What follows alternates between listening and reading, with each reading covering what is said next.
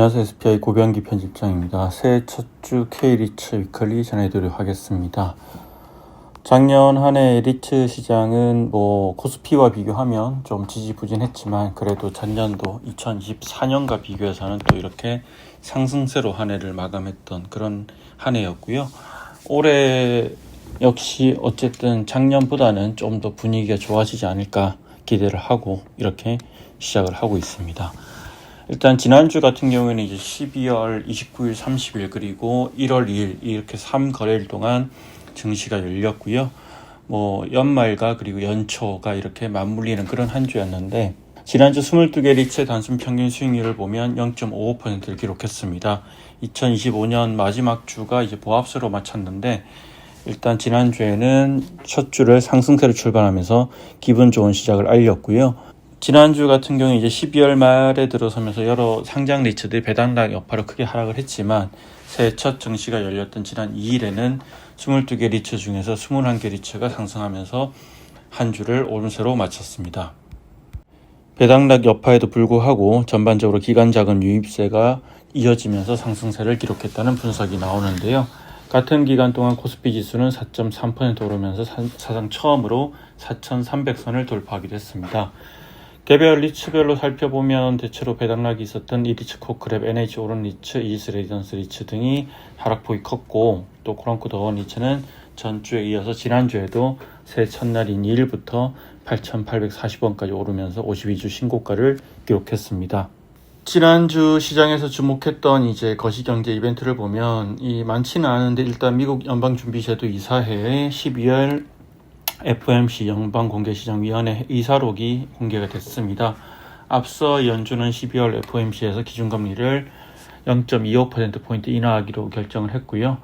이번에 공개된 FOMC 의사록에 따르면 연준 위원들은 금리 인하를 두고 의견이 크게 분열된 것으로 확인됐고 이렇게 이제 보면 총 투표권을 가진 12명 중에서 3명이 이제 금리 인하에 반대를 했는데 일반적으로 이 FOMC 같은 경우에 합의제로 운영되기 때문에 이렇게 3명이나 이견을 낸 것은 상당히 이례적이다 이렇게 볼 수 있고요. 이만큼 금리 인하를 하긴 했지만 또 이렇게 매파적 인하라는 말이 나올 정도로 상당히 이런 금리 인하에 대해 신중했던 그런 어떤 이제 연준 내부의 분위기가 있었습니다. 아울러 올해 이제 연준의 그 FOMC 투표권 같은 경우에는 이제 지역 연준 총재들이 돌아가면서 갖게 되는데 올해는 매파적인 성향을 갖고 있는 총재들이 대규모 또 투표권을 갖게 되기 때문에 또 금리 인하에 대해서는 좀 부정적인 영향을 미칠 수 있다 이런 전망도 나오고 있고요. 또 한편으로는 또 트럼프 대통령이 계속해서 금리 인하를 이렇게 압박을 하면서 금리 인하에 찬성하는 사람을 이제 연준 의장으로 앉히겠다 이렇게 계속해서 엄포를 놓고 있는 상황이죠. 새해 첫 주 시장에서는 미국 노동부가 발표하는 12월 고용보고서에 주목할 것으로 예상이 되고요. 앞서 발표된 11월 고용보고서 같은 경우에는 미국 정부의 셧다운 여파로 신뢰도가 낮다는 평가를 받았기 때문에 데이터 왜곡 가능성이 줄어든 12월 고용보고서가 향후 연준의 정책 방향을 전망하는데 큰 도움이 될 것으로 예상됩니다. 지난주에는 전체 22개 리츠 중 16개 리츠가 상승하고 6개 리츠가 하락을 했는데요. 작년 12월 말 배당락이 있었던 종목들 중심으로 낙폭이 커지면서 이제 연주 초에는 이제 마이너스 수를 기록했으나 이제 새해 첫 증시 개장일인 22일에 일제 리츠들이 상승하면서 2일에만 0.89% 올랐고 지난 한 주 전체로는 0.55% 상승하면서 한 주를 마감했습니다. 가장 큰 폭으로 오른 리츠는 이제 KB스타 리츠고요. 한 주 동안 3.99% 올랐습니다. KB스타 리츠 같은 경우에는 이제 유럽 자산 가치 하락에 따른 우려로 12월 한 달 동안만 마이너스 10% 정도를 기록했는데 같은 기간 동안 낙폭이 가장 컸던 리츠고요. 하지만 새해 첫 개장일인 지난 2일에 3.67% 상승하는 등 모처럼 반등을 기록했습니다. 코랑코 더원 리츠도 이제 기초자산인 하나증권 빌딩 매각에 대한 기대감에 힘입어서 또 지난주에도 2.20% 올라서 52주 신고가를 기록했고요.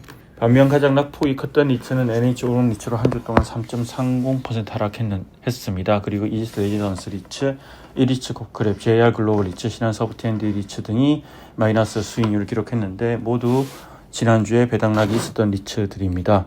그리고 정책과 관련해서 좀 의미 있는 이제 이야기들 하나 나오는데 최근 이제 그 국회에서 이제 부트법 개정안이 발의가 됐는데 여러 내용이 있지만 좀 눈길을 끄는 게 리츠 간 합병 규제 완화와 관련된 내용이고, 이번에 이제 완화된 내용들이 대체적으로 상장 리츠 대형화에 긍정적인 영향을 미칠 거다, 이런 기대감이 나오고 있는데요. 이경자 삼성증권연구원도 최근 보고서를 통해서 현재 부트법에 따르면 동종 리츠 간, 즉 사모와 사모 혹은 공모와 공모 간에만 흑수 합병이 허용되고 있는데, 부트법 개정안에 따르면 이종 리츠 간의 다양한 합병이 가능하기 때문에 국내 상장 리츠 시장에 대형화에 긍정적인 영향을 미칠 거다, 이렇게 평가를 하고 있고요. 아울러 상장 리츠는 외형 확장 시에 자본시장에서 주주로부터 재원을 조달해야 하기 때문에 기존 주주의 희석이 불가피했는데, 이 부트법 개정안 통과로 주주 부담을 줄이면서 대형화로 향할 수 있는 합리적 방안이 될 것이다고 이렇게 긍정적으로 평가를 했습니다. 이상으로 K리츠 위클리 첫 주 K리츠 위클리 전해드렸습니다. 고맙습니다.